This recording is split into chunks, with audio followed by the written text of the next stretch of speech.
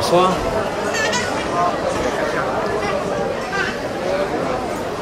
D'abord, je voudrais vous remercier d'être présent ce soir pour soutenir cette cause.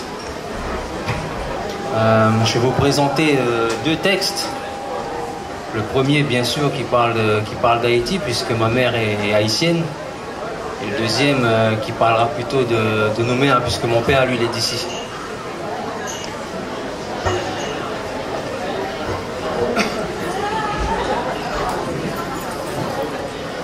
La terre tremble. La terre semble se taire sous les décombres. Un décor sombre de corps s'en tombe. Un fort nombre de morts inonde tous les médias du monde. C'est le choc sur les ondes. Un pays qui s'effondre. Un peuple qui succombe.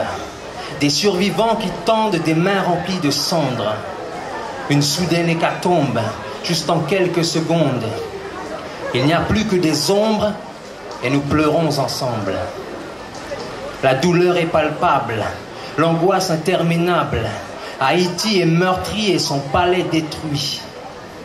La peur est insoutenable, la poisse insurmontable. Et Haïti gémit sur ses enfants sans vie. Et à force, elle envie d'être une meilleure patrie, elle qui fut autrefois la perle des Antilles. Mais depuis, elle survit, soumise, endolorie, sous le malheur commis par de vieilles colonies.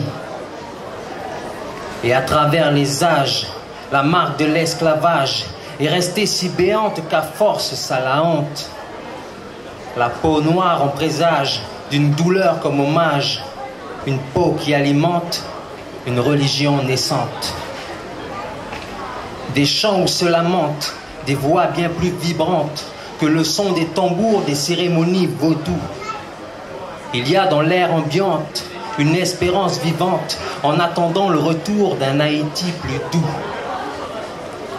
Ils se souviennent encore lors du bois caïman, lorsqu'ils dansaient autour de leur fier soulèvement.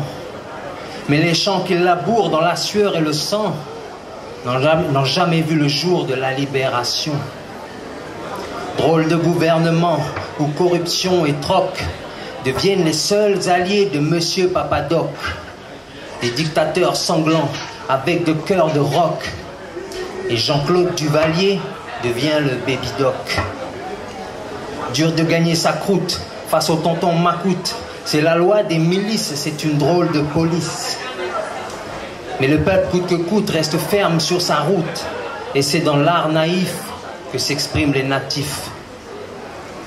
Mais le vif des couleurs n'efface pas la douleur quand tu fais de la misère ta seule coéquipière.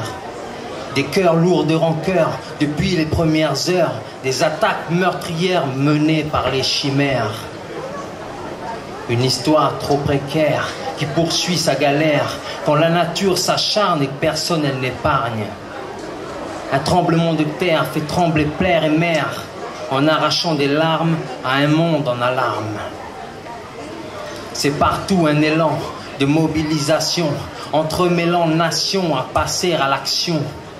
On sauve encore des gens que l'on décoince du fond, des poussières de ciment des anciens bâtiments. Port-au-Prince se réveille d'un bien étrange sommeil. Les rues ne sont plus des rues, beaucoup se sont perdus. Mais une foi sans pareille leur rappelle que Dieu veille, et même dans le dépourvu, Haïti prie Jésus.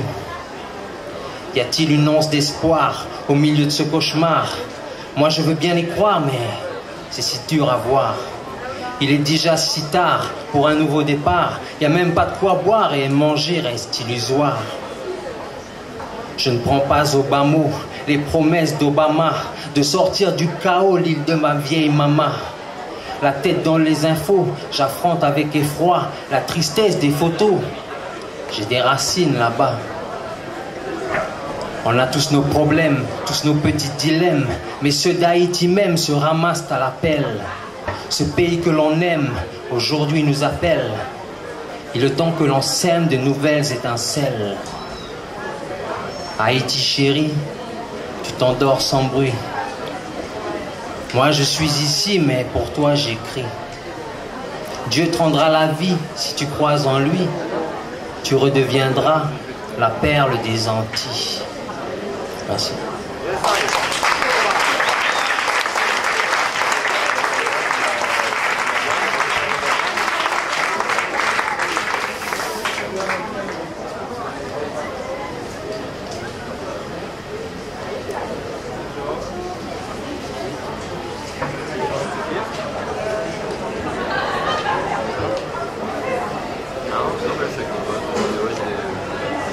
Un peu en parallèle, maintenant je vais parler de Nouméa.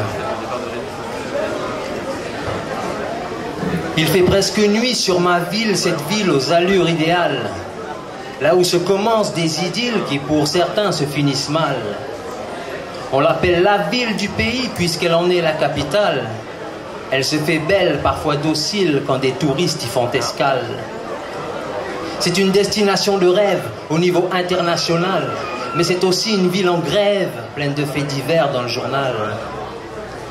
Ici, le bonheur est sans trêve, surtout pour ceux qui s'y installent. Et bien sûr coule aussi la sève d'une modernisation rurale. D'un côté pousse une belle villa et d'un autre un logement social.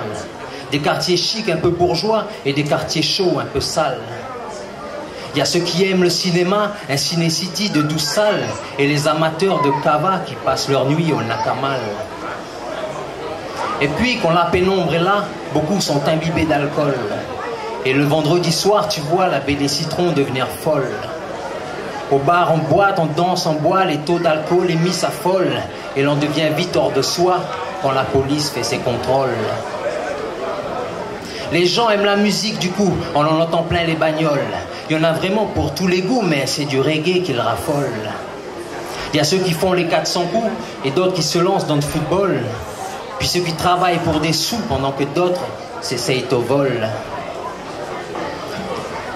Ici on trouve un peu de tout, des parcs, un musée, des écoles. Il y a une bibliothèque au bout de la rue de Sébastopol. Et puis le centre Chibaou où la culture poursuit son rôle. Un stade de foot bien de chez nous, dont même Zidane a foulé le sol. C'est ma ville et je parle d'elle, de ses quartiers, de ses ruelles. Elle est spéciale, ma citadelle, avec ses cités, ses hôtels. Je ne l'ai pas connue telle qu'elle, elle évolue, se renouvelle. Sous son aspect artificiel, sommeil du passé, les séquelles. Ma ville a ses activités et ses principaux événements. Mais celui qui a grand succès, c'est le jeudi des commerçants. Et sur la place des cocotiers, qui est remplie de flamboyants, le temps passe en simplicité, tout comme la plupart des passants. Il y a un McDo rempli d'ados, tous accros, famille et enfants, d'hamburgers jamais aussi gros que sur les photos, pourquoi donc? Quand j'étais petit, c'était plutôt le Julius qui était dans le vent, tout comme le magasin Jumbo, où je louais des vidéos dans le temps. Je me souviens d'Océanie, qui aujourd'hui s'appelle Géant, des cinémas Rex et City qui ont séduit mes yeux d'enfant. J'ai des souvenirs plein l'esprit et je me revois bien souvent arpentant ces lieux évanouis en compagnie de mes parents. Ma ville est très souvent ronchonne quand sa circulation bouchonne et les fumées de l'usine donnent des frayeurs à la couche d'ozone. Mais elle aime ce qui l'environne, elle protège sa flore et sa faune et dispose d'un bel aquarium où des poissons regardent les hommes. Le mercredi, quand les cloches sonnent, à midi, l'école lâche ses mômes.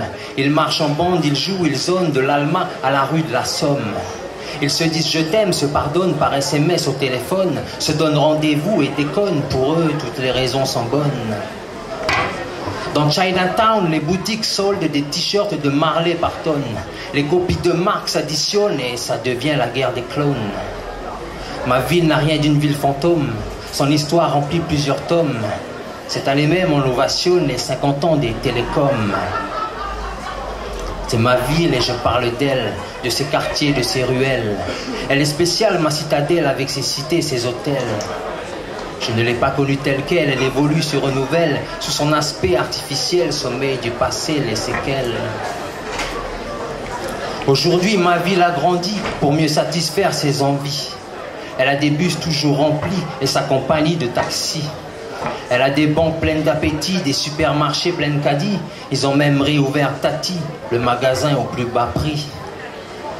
Elle a sa police, sa mairie et ses militaires en kaki. Ses gens honnêtes et ses bandits, sa politique et ses partis.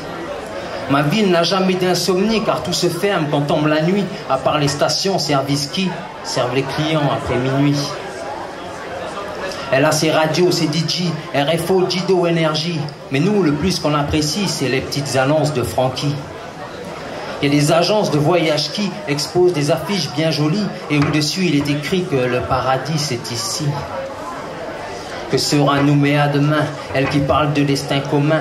Il n'y a pas de secret pour être bien, seule l'unité crée de vrais liens. On aimerait tous être copains et respectueux entre voisins, mais la différence s'entretient, la peur de l'autre se maintient. On suit tous plus ou moins nos voies, selon nos choix et nos moyens. Et des moyens il en faut, crois-moi, car tout est cher et même le pain. Le peuple râle, il n'aime pas ça et du coup les politiciens créent les coris et les copains. Et moi j'attends l'éco-terrain. Et en attendant chaque matin, chacun poursuit son quotidien. Il y a ceux qui cherchent la gain et d'autres qui restent dans leur coin. Pour vivre en ville, faut être malin ou alors débrouillard du moins. Faut savoir serrer les bonnes mains, savoir choisir le bon chemin. C'est ma ville et je parle d'elle, de ses quartiers, de ses ruelles. Elle est spéciale, ma citadelle, avec ses cités et ses hôtels. Je ne l'ai pas connue telle qu'elle, elle évolue, se renouvelle. Sous son aspect artificiel, sommeil du passé, les séquelles. Nouméa-ville, petite Babel, issue d'un pays naturel, où la couleur de peau se mêle à un paysage d'aquarelle. Tu vis encore sous la tutelle d'un état lointain mais fidèle, et rêve qu'un beau jour il t'appelle à voler de tes propres ailes. Merci.